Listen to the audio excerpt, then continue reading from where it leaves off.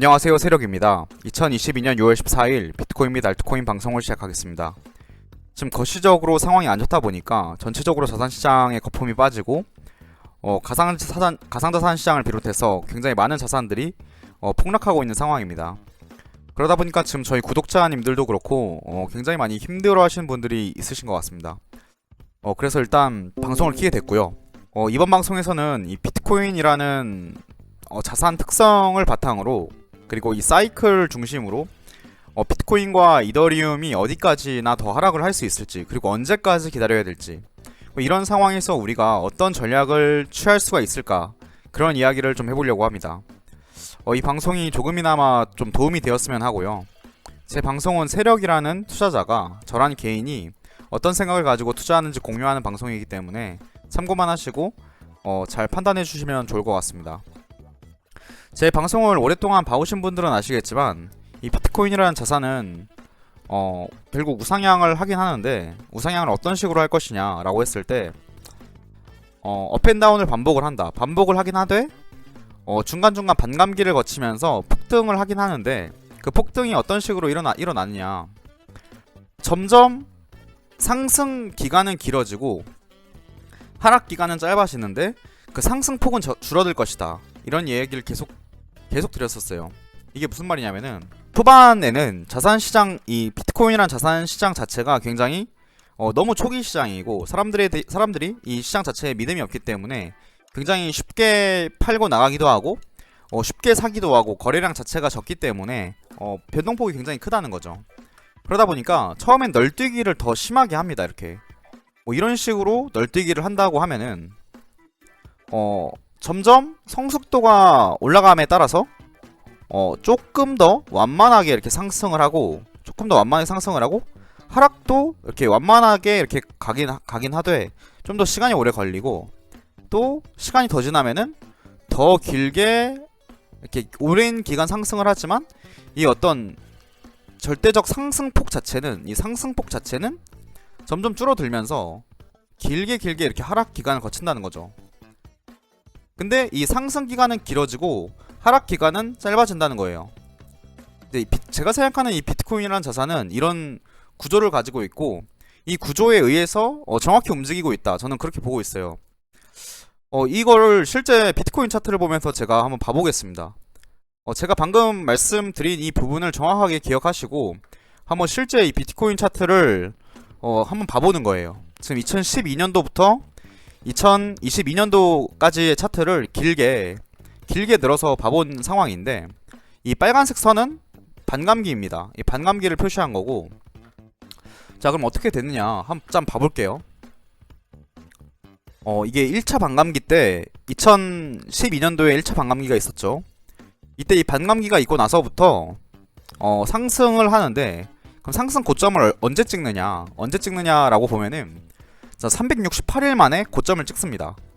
자, 1차 반감기 때 이후 368일 만에 고점을 찍었어요.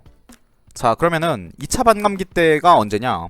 2차 반감기 때는 우리가 이제 다 아는 2016년도, 17년도에 처음으로 이제 비트코인이나 이 가상자산이 한국에서도 굉장히 유행을 했었고, 이때 많은 분들이 돈을 많이 벌기도 하고 잃기도 하고 대유행이 있었죠.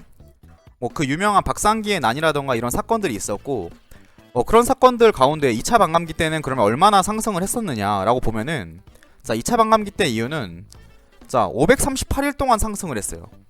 자, 538일. 자, 첫 번째 우리 반감기 때는 얼마나 상승을 했었다고 했죠?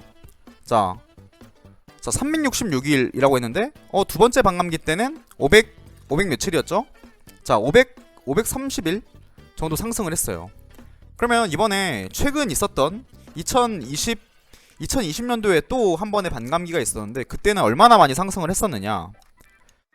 자, 저는 이제 21년도 11월 시점을 비트코인 상승의 종결지라고 보는데, 이때 556일 동안 상승을 했다는 거죠.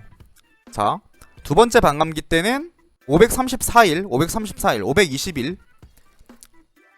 세 번째 반감기 때는 566일. 그러니까 더 오랜 기간 상승을 해주었다는 거예요.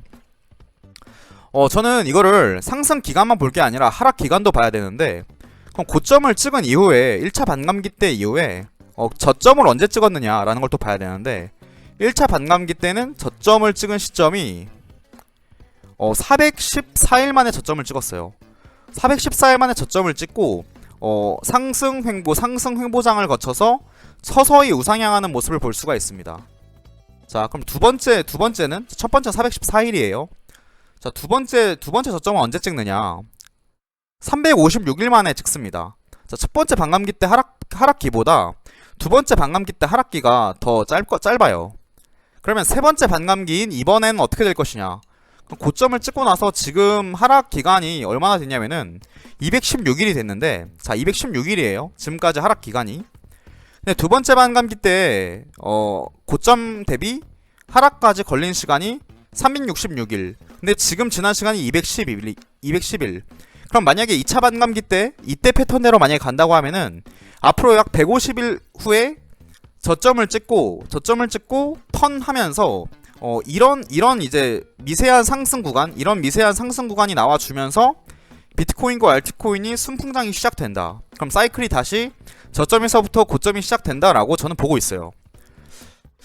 제가 좀 말을 빨리 했을 수도 있는데 이 영상에서 제가 말씀드리고 싶은 골자는 이거예요. 이게 거의 핵심이고, 그렇다고 하면은 그럼 앞으로 얼마나 하락이 남았느냐? 더 하락할 수도 있습니다. 더 하락할 수도 있지만 따지고 보면 우리가 지금 버텨온 시간이 216일인데 지금 1차와 2차 반감기 패턴으로 보았을 때, 그리고 이 비트코인이라는 상승과 하락을 가진 어떤 특성을 가진 이 자산을 보았을 때, 그럼 과연 이번에는 언제쯤 하락이 끝날 것이냐? 그러면은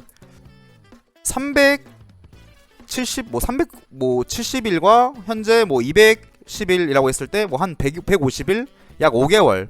그러면은 이번 연도 하반기까지는 거의 좋은 장세를 기대할 수 없다라고 해도, 그럼 내년 중순부터는 이런 턴하는 장세를 기대할 수 있다라는 거예요. 그러면은 누군가 저에게 이렇게 물어볼 수 있겠죠.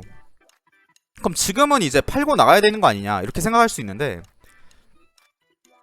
제가 이제 영상에서 늘 말씀드리는 부분이 어떤 게 있냐면은, 저는 결국에 이 투자라는 게 비쌀 때 팔고 쌀 때 사는 거라고 생각을 해요. 이거 당연한 얘기긴 한데, 지금이 만약에 저렴한 구간이냐 아니면 그 비싼 구간이냐라는 거를 판단할 수 있다고 하면은 시간 얼마나 빨리 버느냐 보다에 집중하기보다는 장기적으로 봤을 때 좀 확실한 방법, 어떤 방법이 좀 확실할 수 있느냐라는 걸 따져봐야 된다라는 거죠. 그러니까 제가 바라보는 관점에서는 저점을 잡는 시도가 굉장히 어렵다라고 전 봐요. 제가 이렇게 열심히 이제 방송에서 실컷 떠들고 있지만 저 역시도 고점을 잡지 못하고 저점을 잡지 못합니다.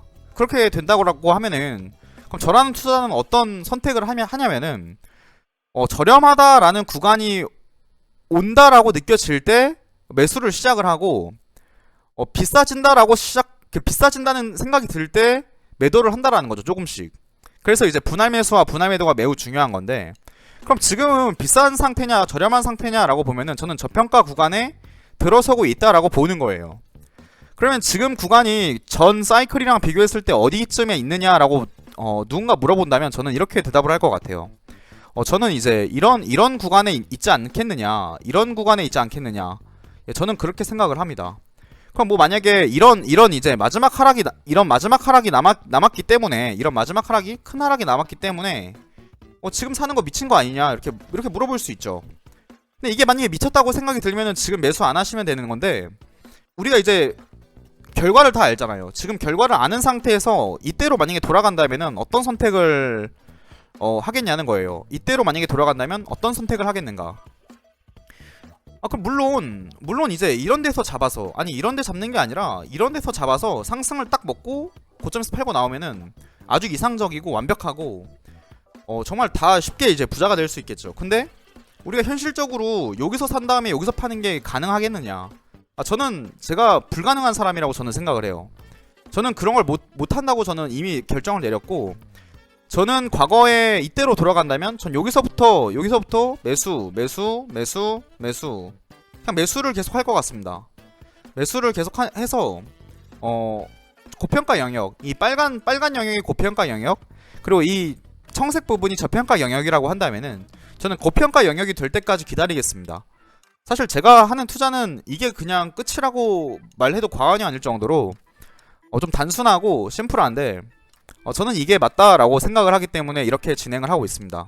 세령님은 지금 사고 계신가요? 라고 했을 때 저는 오늘 처음으로 이제 매수를 좀 했어요. 매수를 좀 했고 만약에 저는 앞으로 6개월에서 1년까지도 좀 계속 하락을 맞을 수도 있다고 생각을 하지만, 그럼 그 하락을 맞는 과정에서 제 자산 가치는 계속 하락하겠죠. 계속 하락하더라도 괜찮다. 어차피 결과적으로 파는 시점에서의 제 자산 가치가 중요하기 때문에 지금 시점에서 자산이 빠지는 것 자체에 대해서 두렵거나 뭐 겁나거나 그렇지 않다. 그렇기 때문에 저는 이제 저점을 잡으려는 노력은 하겠지만, 노력은 할 수 있겠지만, 근데 분할 매수를 통해서 저평가 영역이라고 판단되는 시점에서부터 조금씩 사겠다, 이런 생각을 가지고 있습니다. 제가 지금이 저평가 영역으로 들어가고 있다라고 말씀을 드리잖아요. 근데 이제 저평가 영역으로 들어가도 이 가상자산 시장에서는 하락의 폭이 정말 너무 크다고 보시면 돼요. 방금 이제 제가 이런 부분에 가면은 분할 매수를 하겠다, 이런 말씀을 드렸는데, 또 이런 부분에서 분할 매수를 하겠다라고 했어요. 이게 18년도 9월. 그럼 18년도 9월부터 19년도 3월까지, 그러니까 18년도 9월부터 19년도 4월까지면 6개월 동안 계속 하락을 맞습니다. 만약에 매수를 했다라고 하면은 시뮬레이션을 돌려보는 거예요. 그러면은 대략 몇 퍼센트 하락을 맞냐면은 58% 하락을 맞아요. 58% 하락을 직접 맞는다고 생각하니까 저도 아찔하긴 한데, 그럼 만약에 뭐 5억을 10억을 투자했으면은 이제 6억이 날아가는 거잖아요. 근데 이런 아픔을 감수한다라는 어떤 마인드가 세팅이 되지 않으면은 이 가상자산에서 돈 벌기가 저는 좀 어렵다, 사실 그렇게 좀 생각하는 부분이 있고요. 하락을 좀 감내하면서 가겠다. 그러면은 이제 여기서부터 여기까지 58% 하락을 했어도 대충 이제 분할 매수 했으면은 대략 하락폭이 30% 정도일 거란 말이에요. 그럼 10억 투자했으면은 한 이제 7억 정도 남아있겠죠. 그럼 그 7억 정도, 현재 시점에서 7억 정도인 상황에서 만약에 고점 부근에서 팔았어요. 고점에서 파는 것도 아니고 고점 갔다가 하락 맞아서 이제 쫄아가지고 팔았다고 가정을 해볼게요. 그러면 700%를 벌 수가 있는데, 그럼 7억에 700%면은 뭐 말 다 있잖아요. 사실 이제 저는 이런 식으로 투자를 하는 게 맞다라고 보고 있고, 다만 이게 굉장히 이제 제가 이게 말로 하니까 너무너무 쉬워 보이고, 실제로 이제 가상자산 투자를 안 해보셨거나 뭐 처음 하시는 분들은 과거에 투자를 했기 때문에 걔네들 다 돈 번 거 아니야? 뭐 이런 말씀들을 뭐 충분히 할 수 있지만, 충분히 뭐 그렇게 생각할 수 있지만, 이건 정말 말이 쉽지 이거 정말 이렇게 하기가 굉장히 어렵습니다. 굉장히 어렵고, 경험해보신 분들은 뭐 아마 너무나 잘 알 거라고 저는 생각을 하고, 이 시장 참여자로서의 의사결정을 하는 건 정말 다른 문제라고 보는데요. 그렇기 때문에 지금 시장에 너무 매몰돼서 생각을 하는 게 아니라, 과거 시장에서 내가 어떻게 행동을 해서 어떻게 행동을 했어야 맞는 건지, 또 1차, 2차 반감기 사례를 통해서 우리가 또 3차 반감기까지 나왔으니까 충분히 저희가 시뮬레이션을 돌려볼 수 있단 말이에요. 이때 이 시점에서 어떻게 하는 게 맞았을 것인가, 그리고 그렇게 했으면은 어떤 결과가 나왔을 것인가, 이런 거를 생각해 봤을 때 저라면 여기서부터 여기까지 분할 매수를 한 다음에 뭐 요런 부분에서 고평가 영역 중간쯤에서라도 팔면은 이미 뭐 굉장히 큰 수익을 낼 수 있다. 예, 그런 식으로 접근을 할 것 같고요. 자, 이더리움 같은 경우에 만약에 제가 말씀드린 18년도 9월 구간에서 만약에 진입을 했다라고 하면은요, 그 시점부터 저점까지 몇 퍼센트를 또 겪어야 되냐, 61%를 겪어내야 된다는 겁니다. 근데 이게 비트코인이나 이더리움 같은 경우엔 양반인 거고, 다른 기타 알트코인들은 어떨 것 같으세요? 그 18년도 9월 시점에서부터 19년도 3월까지 버티는데도 거의 한 70%, 80%까지 가는 알트코인들도 있을 겁니다. 그러면은 좀 이게 굉장히 부정적인 내용이 될 수 있겠지만, 만약에 2022년도 6월부터 12월까지, 그러니까 이번 연도 하반기에 굉장히 장세가 안 좋다고 하면은 비트코인과 이더리움도 50% 빠질 수 있는 마당에 다른 알트코인들은 더 처참하게 빠질 수 있다라는 거예요. 근데 또 긍정적인 얘기를 제가 좀 말씀드려보면은, 현재 이더리움이 고점 대비 저번 같은 경우에는 93%가 빠졌었고, 그러니까 18년도 같은 경우에는 현재는 지금 76%까지 빠졌거든요. 근데 이 비트코인과 이더리움 같은 경우에는 이 시장의 성숙도가 다른 알트코인들이랑 좀 비교적 굉장히 성숙한 편이기 때문에 저는 요 정도 부근이 하락 거의 여기서부터 더 빠질 수는 있겠지만 저번 반감기 시즌처럼 정말 진짜 뭐 가로로 가버리는 그런 상황까지는 전 일어나지 않을 거라고 보고 있기는 해요. 비트 이더리움 같은 경우에는. 근데 저번 영상에서도 제가 말씀드렸지만 뭐 디파이, P2E 이런 이제 신생 시장 같은 경우에는 진짜 좀 가루에 가까울 정도로 그런 곡괭이들 가루에 가까울 정도로 갈 수 있다고 생각을 하고, 클레이 수압을 예시로 들면 클레이 수압 같은 경우에 더 많이 빠질 수 있다고 저는 생각을 해요. 그 어떤 자산 자체가 망했다거나 이렇게 생각하지는 않고 앞으로도 이제 발전 가능성이 큰, 그리고 업사이드가 많이 열려있는 그런 투자처라고 생각을 하긴 하는데, 하지만 다운사이드도 많이 열려있긴 하다. 이 말이 이더리움을 예시로 들면 제일 좋은 것 같아요. 이더리움 그 어떤 비트코인만큼 안전하다고 지금은 평가가 되는 이더리움마저도 17년도 당시에는 고점 대비 93%가 빠졌었다. 그러면 이제 현재 지금 17년도 당시에 뭐 비트코인 캐시라던가 어떤 메이저 알트코인이라고 불렸던 그런 코인들을 한번 살펴보시면 98%, 99% 하락을 면치 못했던 코인들이 대부분인데, 이번 사이클에서도 똑같은 현상이 발생할 것이다. 저는 그렇게 보고 있고요. 그러니까 지금 결과적으로 우리가 지금 해야 될 어떤 포지션은 뭐냐면, 이번 연도 하반기와 내년 상반기까지 버틸 수 있는 어떤 현금 흐름과 그런 어떤 안정 장치 이런 걸 바탕으로 살아남는 것이 굉장히 중요한 시점이다. 저는 그렇게 보고 있습니다. 지금 당장 뭔가 뭐 데드캣 바운스로 상승이 일어날 수는 있겠지만 그게 바닥을 찍고 가는 형태가 아니라 조금 더 바닥에 열려 있을 것이다. 저는 사실 그렇게 보고 있습니다. 하지만 그게 막 정말 뭐 3년 후, 뭐 2년 후냐? 저는 그렇게 보진 않아요. 6개월에서 1년 사이에 저점을 찍고 다시 턴하면서 갈 것이다. 그렇게 보는 거고요. 이번에 만약에 비트코인이 저점을 찍고 올라간다면 저는 이번에 그 과거 29년도부터 21년도까지 있었던 상승 기간보다 더 긴 상승 기간을 보일 것이라고 저는 생각을 하고, 그리고 그 이후의 하락 기간도 과거보다 더 짧아질 것이라고 저는 보고 있습니다. 그러면 결국에 상승 기간이 길어지고 하락 기간이 길어지다 보면 2024년에 있는 이 반감기가 있는데 이때 반감기 영향을 받고 뭐 이때처럼 또 크게 올라갈지, 아니면은 뭐 2028년도 반감기 때부터는 반감기 영향을 안 받을지 뭐 정확히 알 수는 없지만, 결국에는 상승폭이 길어지고 하락폭이 짧아짐에 따라서 이 반감기 이후 급격한 상승이 일어나는 그런 패턴의 상승장은 사라질 것이다. 저는 그렇게 보고 있습니다.